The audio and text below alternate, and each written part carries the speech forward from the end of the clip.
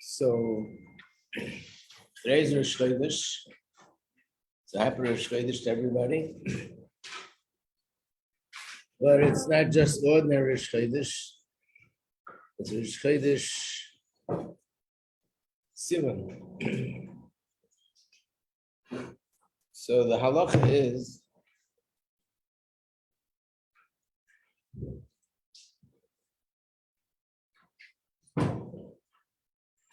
that from now until the 12th day of the month, including the 12th day, we don't say any tachnun. So, of course, Shavuos, we don't say tachnun because it's a yontif. After Shavuos, we don't say tachnun.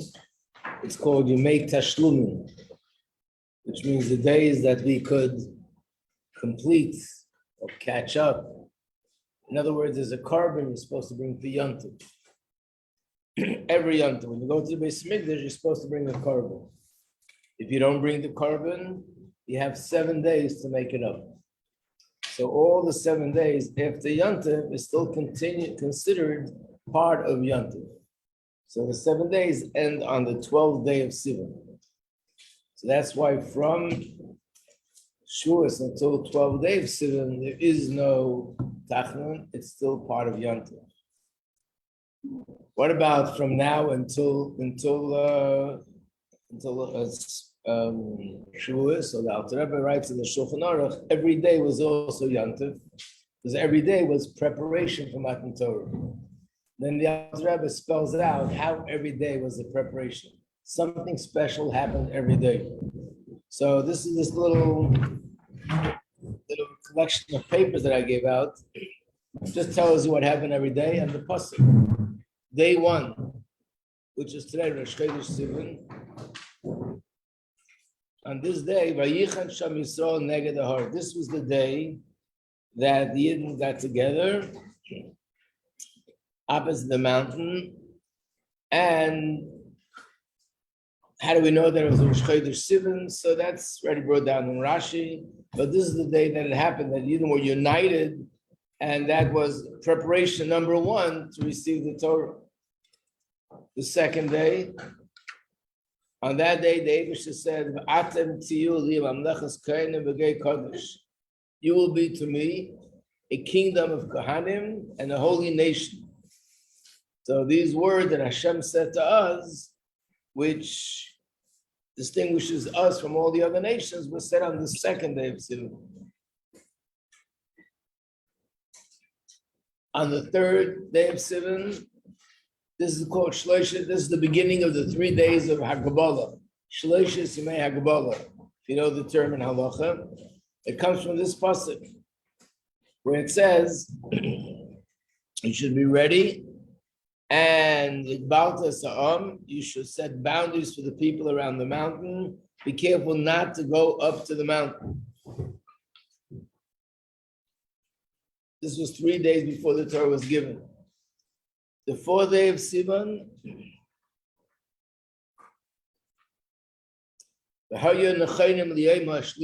be ready for the 3rd day.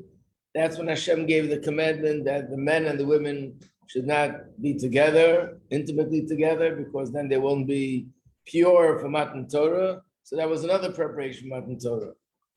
On the 5th day of Sivan, which is the day right before, the Eibishter heard the Yidden say together, and that was the final preparation of Matan Torah. And on the 6th day was the day that Hashem gave the Torah.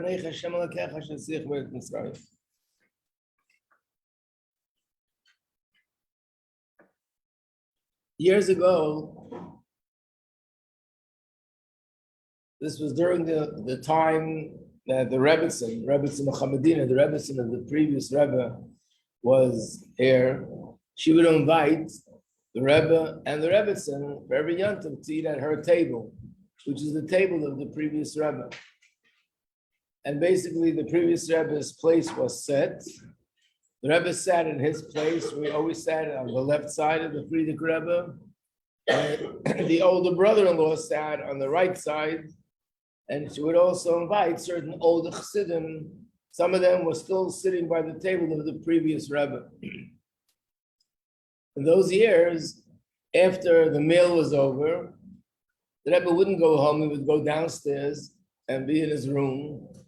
And then 3 o'clock in the morning, the Rebbe would come out and say a mimer. In other words, the Chassidim would all say tikkun. I'll talk about that a little bit later. What is the custom of the night of Shavuos is different than Pesach. Pesach were up all night, Shavuos were up all night. But Pesach were up all night, and you can learn whatever you want. People learn, people fabring. Shavuos, the custom is to say something which we call tikkun. 3 in the morning, the Rebbe would come out and say a mimer. Once the Rebbetzin was nostalgic, she passed away. No longer did the Rebbe eat upstairs. The Rebbe went home on President Street. And when that was there, the Rebbe didn't come back. And I'm sure it's not just something technical because it's far to walk. So that couldn't have been the reason. There's more to it, like everything else. But the Rebbe stopped saying a mimer 3 o'clock in the morning. But instead, the Rebbe had a farbrengen the night before. Always the night before Shavuos. If it would have been this year, the farbrengen would be Thursday night. And at that farbrengen, the Rebbe would always say, this is the 5th of Sivan, and this is the day that Yidden said Nasa v'Nishma. In fact, very often the mimer would begin with the words, B'shah shegdimu Yisrael Nasa v'Nishma. Just something which I wanted to mention yesterday, but we're not that far away from yesterday, so we can still mention it. And that is another thing, that, you know, the Rebbe always spoke about Mashiach. And in the classes on Mashiach Aguli, we went through the different stages, how things intensified, only intensified. They only became progressively stronger from year to year. And 1980, that's when the Rebbe started with We Are Mashiach Now. That's when the whole awareness of Mashiach became so much stronger. And Baruch Hashem, the opposition to Mashiach woke up and became stronger. And the next stage, which was sort of the strongest, was in Tav Shemun Aleph, 1991, when the Rebbe came out with the words, Igi Azman Golaschem, the time of your redemption has arrived, in connection to the Persian Gulf War and Persian Gulf crisis. When the Rebbe spoke about it then, the Rebbe said, one of the things the Rebbe said in a Sikha was, what's happening now is the conclusion and the completion and the culmination of what started 50 years ago. In other words, what the Rebbe was referring to was that 50 years earlier, this is 1991, 50 years earlier was 1941. The Frierdiker Rebbe came out, this is during the war, 1941, with a declaration in the newspapers. It was called Kerl Kerl, which means an announcement. And the announcement began with Sisu v'simcho v'simchas ha'geula. Get ready, Hine Zeba, Mashiach is coming, and the Frierdiker Rebbe was calling everyone to tshuva. So there was a slogan that the Frierdiker Rebbe used, and all the Chassidim used that slogan. And if you look at the letters the Rebbe wrote in those years, they all end up by the signature on the bottom. It says La'alta le'tshuva, La'alta le'gula, which means speedily to do tshuva, and speedily or immediately do tshuva, immediately will be gula. Unfortunately, very, very severe, serious opposition came again from the Frum community. Shia, and unfortunately, it didn't happen then. But the Rebbe said that what's happening now began then. When did it begin? When was the first announcement that Mashiach we've come to a new era? That was on Erev Rosh Chodesh Sivan, 1941. So yesterday, Erev Rosh Chodesh Sivan was actually the beginning of a new era regarding Mashiach.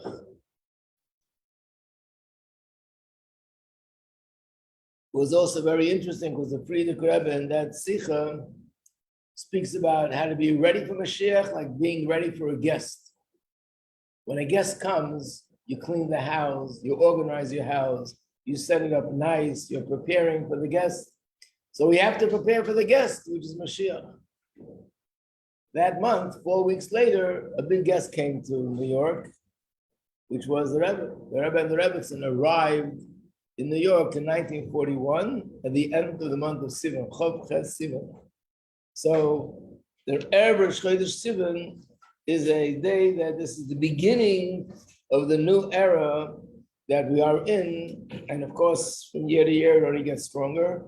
And according to the Rebbe's words, we're now at the threshold and already began the process of transition into Geula completely. So now, we're going back to our sheet.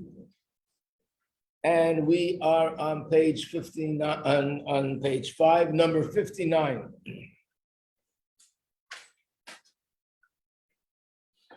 So Aseret HaDibros begins with the words, Anochi Hashem Elokecha, Asher Tzisicha Meretz Mitzrayim. I am God, your God, that I took you out of Egypt, out of Mitzrayim.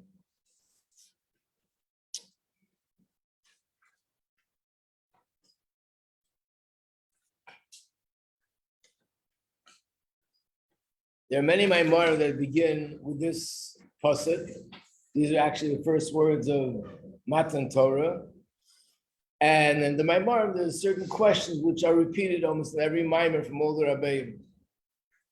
There's one Maimar which is a famous Maimar, and hopefully we'll have more time. We'll learn a little bit of it inside. Well, what's this Maimar that's famous? In the book that it's on page 65. It's famous because in the year Tavshem Ches 1988, after Chavei Shvat, after the Rebbetzin was installed, the Rebbe no longer said a mimer anymore. There were a lot of things that the Rebbe did then, or stopped doing, that there's no explanation, and there's no way of connecting it and understanding what's the connection. What does it have to do with the Rebbetzin passing? And not one thing, not two things. Some of you might remember, I think I spoke about it, Chavei Shvat, a long list of things. But one of them is that the Rebbe stopped saying Maimarim. Even those days in the year that the Rebbe always said a Maimer, Yutis Kislev, and Rosh Hashanah, and Yom Tov, all the Yom Tovim, and Yud Beis Tammuz, and Yud Shvat, Basi Lagani, everything stopped. And then, after that time period where everything stopped, something very unusual happened. And again, this is connected to another thing that stopped. The Rebbe stopped Farbrengen during the week. When you look at the videos, you can see the Rebbe sitting by a table, people sitting behind him, thousands of people sitting around, and the Rebbe's Farbrengen. Obviously, this is during the week. Can't have a video of Shabbos. These Farbrengens during the week, after Chavei Shvat, was stopped completely. There was never again a Farbrengen during the week. Only on Shabbos. When the Rebbe spoke during the week, it wasn't in a Farbrengen setting. It was after davening, and the Rebbe was standing in his place. And from his place, he spoke a Sicha, but not a Farbrengen with Negunim and L'chaim and sitting by the table. Why? No one has any explanation. We can't understand, just a fact. So what happened was the Rebbe went to the Ohel the day before Shavuos, came back from the Ohel, and davened Mincha. I think it was after Mincha. And the Rebbe was motioned that they should start the nigun before the Maimer. Whenever the Rebbe said a Maimer, they would start a special nigun. It's called the Maimer nigun. And the Rebbe never said a Maimer while he was standing. A Maimer was always while he was sitting. By a Farbrengen setting. This is the first time such a thing happened. And the Rebbe said a Maimer while they were standing. And this was the last time that the Rebbe said a Maimer to us. Because again, from Chavei Shvat, which means a year earlier, the Rebbe already stopped Maimarim. So this is more than a year later, the Rebbe did this once before on Pesach, and the second time before Shavuos. And this Maimer that you're looking at on page 65 is the Maimer that the Rebbe said, the last Maimer that the Rebbe said. So the question that hopefully we'll have time to go into it is, how come it says, I am Hashem, your God, that took you out of Mitzrayim? I would think if the Eibishter is sort of introducing himself, I am your God, and talking about the greatness of Hashem, it should say, I am your God, the one who created heaven and earth. What's greater, taking us out of Mitzrayim or creating heaven and earth? How could you even compare? Taking out of Mitzrayim is a miracle. There were a lot of miracles, but it means that there's a world, and doing something which goes against the way of nature. But creating yesh me'ayin, something out of nothing, the entire creation, that's something which is beyond human comprehension, more than anything else in the world. So that should have been what it would say in Aseret Adibus, I am God, your God, that created heaven and earth. There are different answers in Mefarshim, but here we're going into what is the explanation according to Chassidus. So I hope we'll have time to do the mimer, but just the main thrust of the answer is that this is, in a sense, telling us that the whole purpose of creation, the whole purpose of the world, the whole purpose of Torah mitzvahs is dafka to go through to this physical world, to the lowest world of all the worlds, and transform the world and make it into a dwelling place for Hashem. So that's why it says, Anech Hashem Elokecha, she'etzicha me'eretz Mitzrayim. The whole purpose of Torah mitzvahs is to go to a place which is called Mitzrayim, which means a place of limitations, a place of concealment. And now Raveda is to reveal godliness there, which is similar to the process of Yetzias Mitzrayim. But there are more details to this, and if we have time, we'll learn the mimer. Yeah. This? No, I'm saying the opposite. It's the last mimer. No, is it the point of the mimer? Just explain what's You're saying it's the same point as Basi Lagani. In a way, yes. Yeah. By the way, it's the same point of all my morim. You know the story, there was a chassid, his name was Benjamin Kletzker, chassid of the Alter Rebbe. He was one of the biggest chassidim, but he was a businessman, and he dealt with lumber. Lumber means he bought trees from forest and used it for building and other things. So he was a businessman. And one time he sent a bill to one of his customers, and he's writing the bill. So much cost 1,000 ruble, this cost 100 ruble, this cost 50 ruble. And at the end, he writes, what's the total sum that you owe? And as he wrote the word total sum, he stopped to think for a second, what's the total sum of Chassidus? A mimer here and a mimer there, and the Alter Rebbe, the Mitzvah Rebbe, the Tzemach Tzedek. But what is it all about? What's the thread that goes through all the mimerim? And he was thinking, and he thought to himself, Ein Oid Mulvado. That's the Nekuda. There's only one God. Nothing else exists besides Hashem. The very lucky customer got a bill, and it says at the bottom, how much do you have to pay? Ein Oid Mulvado. He was very happy to see that he doesn't have to pay any money, but he was also a chassid, I think. So he approached him when he saw him, and he said, I can understand that you're in the middle of business and you forget what you're doing and you go into Chassidus. But how does it fit in? You're in the middle of writing a bill. How does it come there? So he said to him, why are you so shocked? When a person is davening and thinking about the Eibishter, and in the middle he thinks about lumber, that you do understand. But in the middle of writing a bill to think about Einot Mavade, that you don't understand. So, yes, the Nekud of all Chassidus is that Hashem in the world is one. That's in terms of understanding, and practically the Nekud of all Chassidus is to transform the world into a Gashmistic place. So that's right in the beginning of Aseret Adibus, because that's the whole purpose of Matan Torah.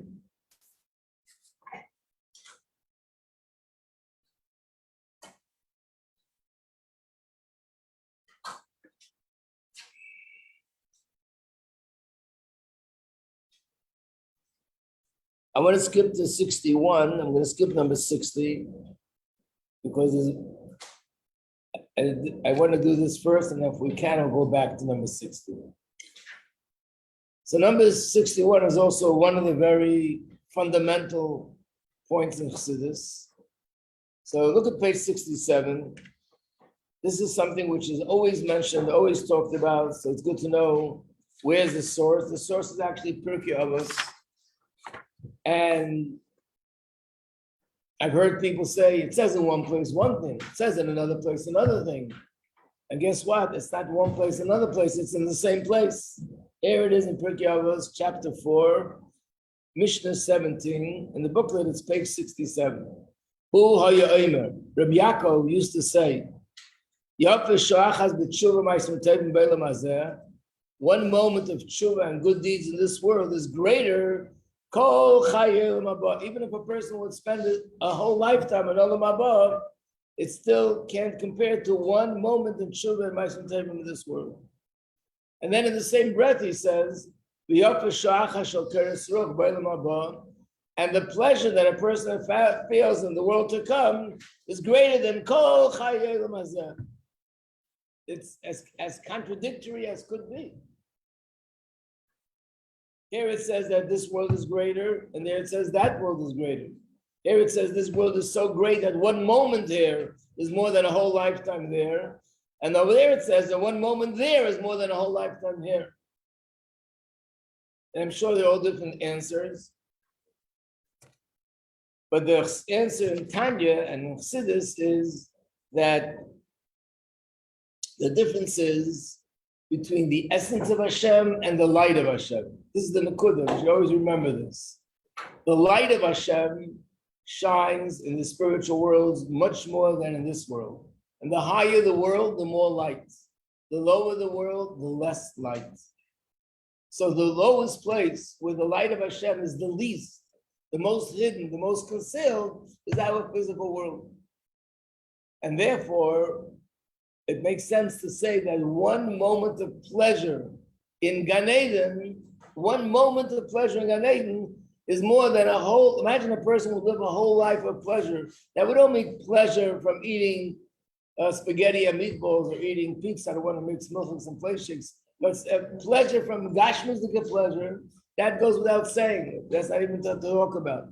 Even pleasure from Ruchnius, pleasure from davening, from learning, from understanding Hashem, all that pleasure, a whole lifetime. Imagine a person is only filled with pleasure from the first day they're born till the last day of their life. It's nothing compared to one moment of pleasure in that world. And the reason is because in that world, the neshama is without a body. It can contain much more. Godliness is revealed much more. So the pleasure that the neshama will feel up there is so much more pure and so much greater than any kind of pleasure the neshama could feel down here.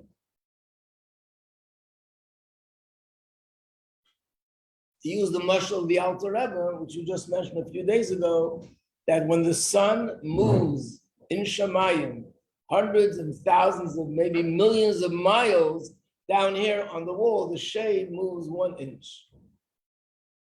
1 inch. Up there, it's hundreds and thousands of millions of miles that it moves. So the pleasure that we feel up there is infinitely greater than the pleasure we feel down here. So how can we say 1 minute here is greater than everything there? Because over here, we embrace the essence of Hashem.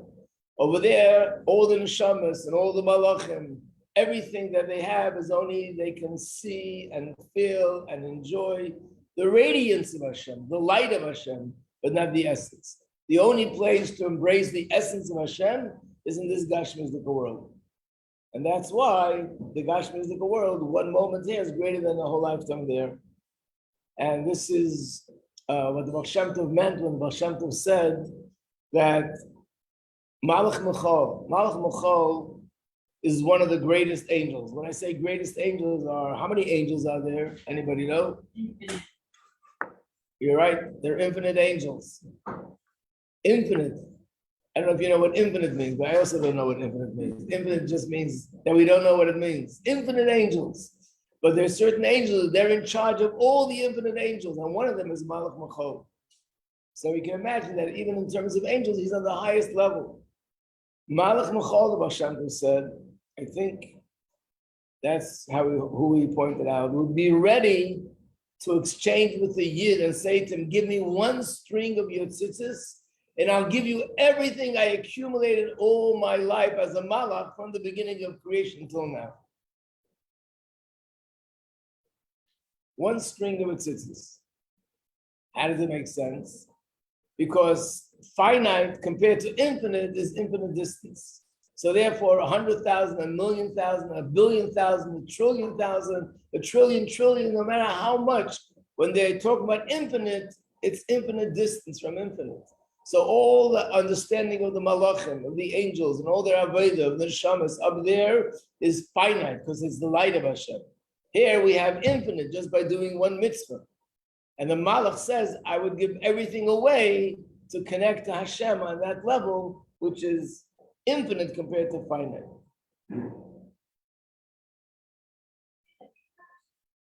What I just said?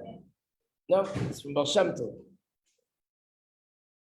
I mean, in essence, that's what the Mishnah is saying here. Because the Mishnah says, Sha'acha. So one mitzvah, Baal Shem Tov said, in Hayam Yom, you also have a part, I think, when you studied it, it was one of the things to study, that the malachim and the highest beings, even in Atzilus, are jealous of a Yid that he says, Amen Yesh Me'Rabba. Not jealous of a Yid that he observed all 630 mitzvahs. Just one thing, Amen Yesh Me'Rabba, and that makes him superior to all the malach on the Maila.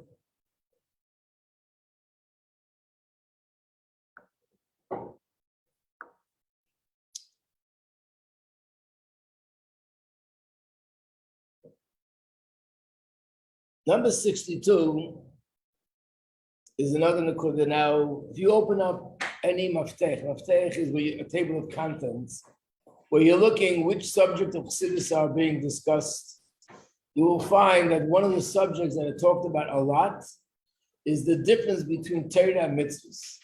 Torah connects you to Hashem, and mitzvahs connect you to Hashem. Which is greater? Obviously, they're all obligated. Everyone is supposed to do both.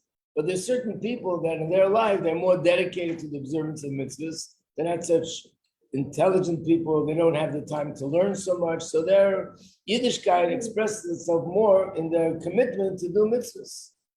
And there are other people that they're people who are Torah scholars.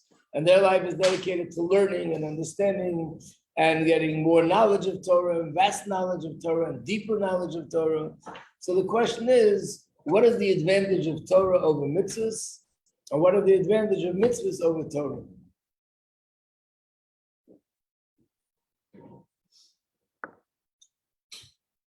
So this is found in Tanya. It's found in many Maimorim. And of course, first of all, it's a subject in Chassidus we should learn. And second of all, every person really should know and understand and appreciate what it is that they're doing. If somebody is invested in Torah study more than mitzvahs, they should understand and appreciate what is the advantage of Torah study. If somebody's invested in mitzvahs more than Torah study, they should understand that. But let's not forget, it doesn't mean chas v'shalom, it's one or the other. Every Yid needs to do both. Except there's some people that are mainly dedicated to one, and some people that are mainly dedicated to the other. So in some ways, Torah is compared to blood. The blood runs through the body, and that gives a person life. And mitzvahs are compared to the organs. That's why there are 248 mitzvahs corresponding to the 248 organs in the body. There are 365 averas that you're not allowed to do that corresponds to the 365 veins in the body. So the mitzvahs are organs and veins. The Torah is the blood that runs through the body. That's one way of explaining it. And the other way is, of course, understanding that mitzvahs is something that has to do with emotion. Mitzvahs is, if I love Hashem, then I'm motivated to do mitzvahs that say positive commandment. And through that, when you love someone, you're looking to do things to connect to them. You're being proactive. What can I do to give them pleasure, to connect them, to embrace them, to be with them? And the Averis is the opposite. When you respect someone, you have fear of someone, I mean fear and awe, then you are backing off. You don't do anything that will go against their will, against their wish, against their understanding.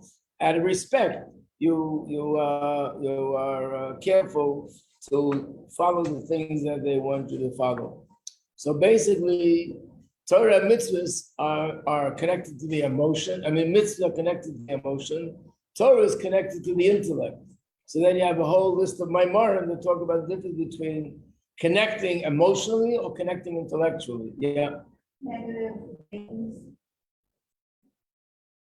There are 365 Averis. So they correspond to the three, just like in the human body, there's 365 veins. So I mean, I'm just saying, I don't understand why, it seems our, what's The veins, yeah. it means that, again, at least one of the ways that explained is that the veins carry that's the blood vessels and the nerves in the body. If chas v'shalom, something is damaged there, the person can be healthy. So when a person does an avera, the reason why Hashem said, do not eat chametz, do not eat on Yom Kippur, do not do malach on Shabbos. When we do these things, it's like puncturing a vein or doing damage to one of the nerves in the body. So we do that in a spiritual way. These are the Mishalim. The actual explanation is, if we have time, I'll go back and we'll learn a certain part of Tanya, which goes into this in more detail. I just want to cover a few other things which are basic, and then we'll go back to that. Number 64. 63. Number 63 is a famous quote in Gemara.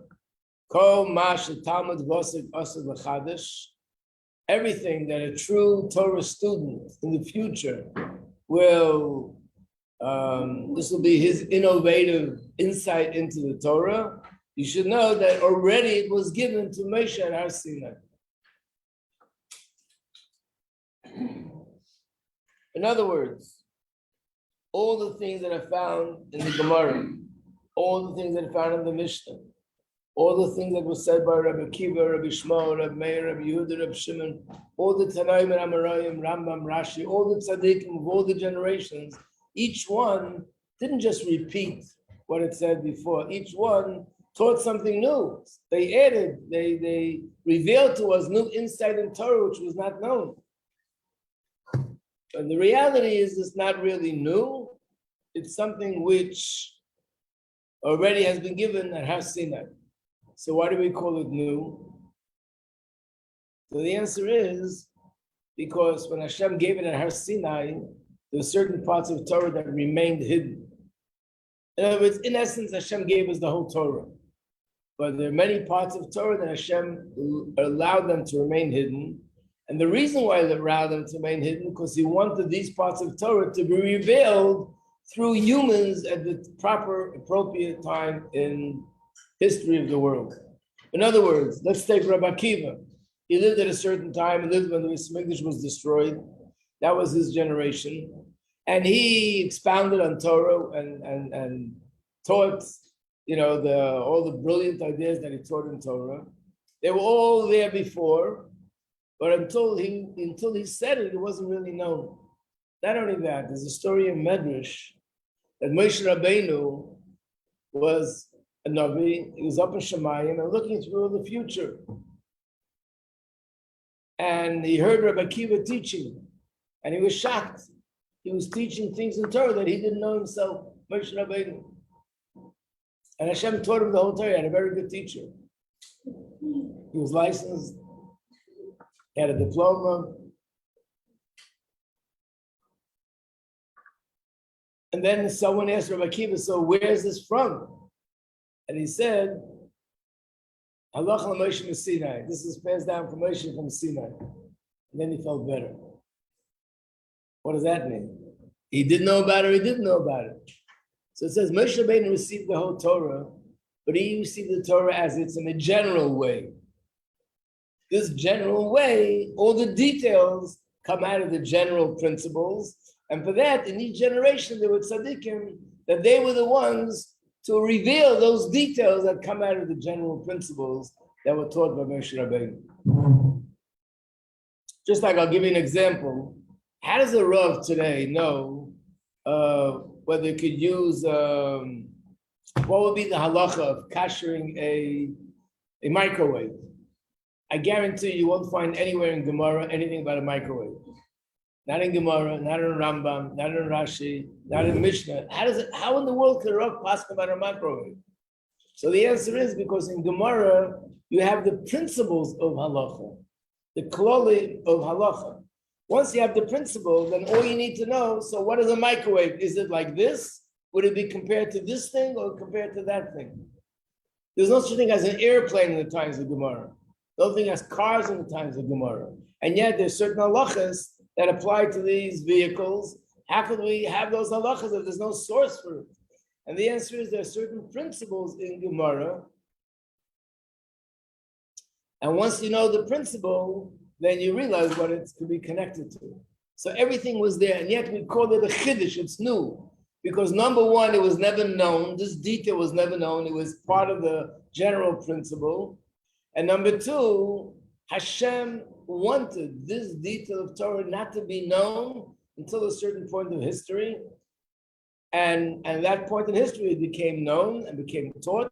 And Hashem chose also the person who's going to teach it. This is Rabbi Akiva, this is Rabbi Shmuel, and this is Rabbi Yehuda, this is Rabbi Shimon, this is Rabbi Meir. Each tzaddik in his generation revealed the things that they revealed. So then the question is, so what's so unique about Mashiach? Look at number 64. It says when Mashiach will come, Torah chadasha me'iti teitzeh.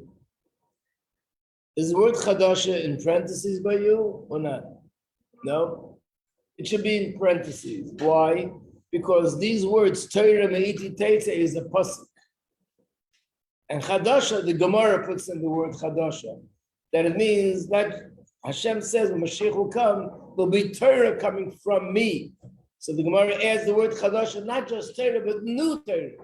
A new Torah doesn't mean chas v'shalom, new Torah. Torah is one, but it'll be new insight into Torah.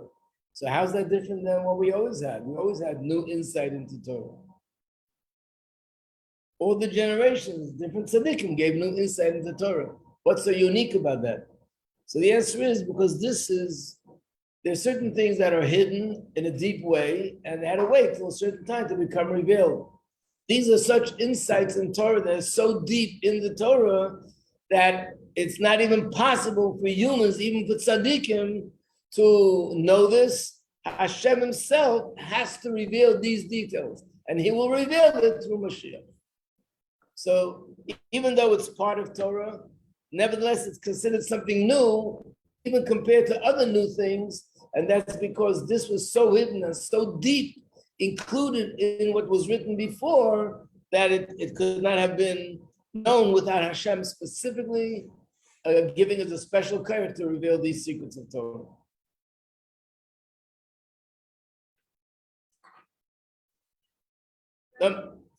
Yeah. Torah Miti Teitzeh. I'm pretty sure it's in Yeshayahu. I don't know if I have it here. I have it in the other book, but not here, right? Maybe I do. Let's see. No. Okay, one of the things which are also very practical, and that is that in a certain year, the Rebbe came out with a campaign, and the campaign was that everybody should make an effort to be in shul when they read the Aseret Dibros, especially children. The Rambam writes, not the Rambam, the Medrash says that when you hear the Aseret Dibros being read in shul, you can picture that this is as if Hashem is now speaking through Moshe Rabbeinu at Har Sinai. In other words, we're re-experiencing Matan Torah. So therefore, everybody should go to shul to hear the Aseret Dibros, but especially the children, because the children became the guarantors. When Hashem asked, give me a guarantor, who's going to guarantee that the Torah will remain as something forever? The Yidden offered their prophets, Hashem said no. They offered the elders, Hashem said no. They also offered the scholars, Hashem said no. When they said the children will guarantee, Hashem said yes. So the children are the guarantors. So it's extremely important to bring the children to shul. And even though they make a lot of noise and they want to go home before they even walk in, and you have to give them candy and ice cream to calm them down, or they're there and the neshama hears Matan Torah, and that has an effect on them subconsciously that they should grow up to be the way they're supposed to be. To be continued. It's gonna be groups of or everyone okay. No, instead of 70, after the main minyan, almost every hour there's going to be another reading of a certain. In fact, they prepared a list all over Crown Heights where you can hear the reading. Yeah.